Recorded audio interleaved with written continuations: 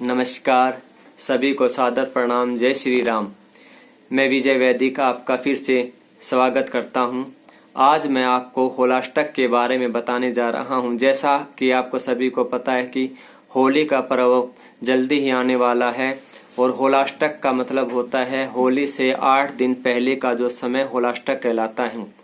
होलाष्टक में कोई भी शुभ काम वर्जित है। किसी तरह का शुभ काम, शुभ मुहूर्त इस 8 दिनों के मध्य नहीं होता, क्योंकि ये हमारे लिए नकारात्मकता का प्रतीक है। होली से 8 दिन पहले का जो समय नकारात्मक ऊर्जाओं से भरा होता है, इसीलिए इन 8 दिनों में कोई भी शुभ काम नहीं होता। आपने देखा होगा कि सही होली के आसपास, होली से 8-10 दिन पहले लड़ाई झगड़ा मारपीट होने की ज्यादा आशंकाएं बनी रहती हैं। लड़ाई झगड़े के साथ साथ आपने देखा होगा कि सुसाइड करने वाले इन दिनों में ज्यादा होते हैं, जो कि आत्महत्या करते हैं। ये होली से 8-10 दिन पहले ज्यादा करते हैं, क्योंकि इन दिनों में नकारात्मक ऊर्जा ज्यादा प्रवेश करती है, जो कि हमारे बस से बाहर होती है। इसीलिए इन 8 दिनों में केवल जप तप पाठ पूजा हवन यज्ञ ही करते हैं, अन्यथा कोई भी शुभ काम नहीं करते। इसका मैं आपको एक कारण बताता हूँ कि होलाष्टक होली से 8 दिन पहले हम शुभ काम क्यों नहीं करते। आपको पता है कि भगत प्रहलाद जी, जो कि विष्णु भगवान जी के अन्य भगत थे, और कहा जाता है कि भगवान विष्णु के अवतार ही थे। हमेशा भगवान विष्णु जी की उन्होंने अन्य भक्ति की और सार्थक सिद्ध भी हुई। हिरण्यकश्यप, जो कि राक्षस प्रवृत्ति के थे, राक्षसी थे, उनको भगत प्रहलाद की विष्णु भगवान जी की जो भक्ति थी वो बिल्कुल भी पसंद नहीं थी। वो इस भक्ति से उनको विमुख करना चाहते थे। वो चाहते थे कि किसी तरह यह भी राक्षस प्रवृत्ति का, तामसी प्रवृत्ति का बने और भगवान विष्णु जी की भक्ति छोड़ दे। इसीलिए उन्होंने कई तरह के प्रयास किए कि इनकी भक्ति छोड़ वो राक्षस प्रवृत्ति का ही हमारे जैसा हो जाए, बट ऐसा नहीं हुआ, क्योंकि सिर्फ भगवान एक भगत की भावना को देखते हैं, उसके आध्यात्मिक चेतना को देखते हैं कि वो कहाँ तक एक परीक्षा की घड़ी में सार्थक सिद्ध होता है। होली से सही 8 दिन पहले हिरण्यकश्यप ने भगत प्रहलाद जी को एक कमरे में कैद कर दिया। कमरे में कैद करने के बाद उनको अन्न जल सब देना बंद कर दिया और सेवकों को बोला कि 8 दिन तक इनको काल कोठरी में बंद रखना है। किसी तरह की कोई सेवा नहीं करनी, कोई अन्न जल कुछ नहीं देना। ये अपने आप ही इस काल कोठरी कमरे में दाह संस्कार हो जाएगा, इनका यहीं पूर्ण हो जाएगा।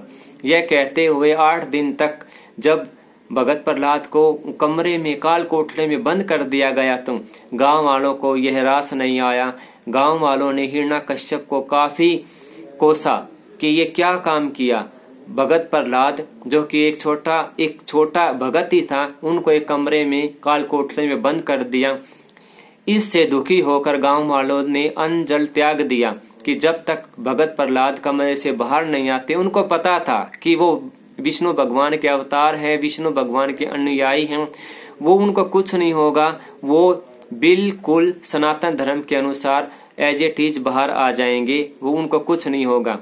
इसीलिए 8 दिन के बाद जब वो बाहर आए तो गांव वालों ने बहुत हर्षोल्लास के साथ खुशी मनाई कि भगत प्रहलाद सही सलामत से बाहर आ गए। भगवान विष्णु की भक्ति अनंत थी। हिरण्यकश्यप को यह रास नहीं आया। हिरण्यकश्यप बहुत क्रोधित हुए। उन्होंने अपनी बहन होलिका को बुलाया। होलिका को बुलाकर कहा कि तुम भगत प्रहलाद को अपनी गोद में लेकर बैठो, और ताकि होलिका दहन में भगत प्रहलाद को, जब होलिका दहन में बैठाया गया तो होलिका दहन हुआ। भगत प्रहलाद बच गए, जबकि होलिका, जो कि भगत प्रहलाद जी की बुआ थी, वो वहीं होलिका में दहन हो गई। इसीलिए होलिका का पर्व बनाया जाता है। इसी 8 दिन को गांव वालों ने काफी शोक के साथ व्यक्त किए। उन्होंने कहा कि ये 8 दिन हमारे लिए काफी अपशगुन रहे हैं। इन 8 दिनों में हम कोई भी शुभ काम नहीं करेंगे। ना उन्होंने किया, सिर्फ भगवान विष्णु की भक्ति की, अनंत भक्ति की। हरि हरि हरि हरि बोलकर उन्होंने कहा कि जैसे तैसे भी ये भगत प्रहलाद सुख शांति से बाहर आकर हमें मिले और अपना दर्शन दे, और हुआ भी यही। बट ये 8 दिन जब से ही बहुत ज्यादा अपशगुन के माने जाते हैं, नकारात्मक ऊर्जाओं के माने जाते हैं। और इन्हीं 8 दिनों में कोई शुभ काम शास्त्रों ने वर्जित किया है।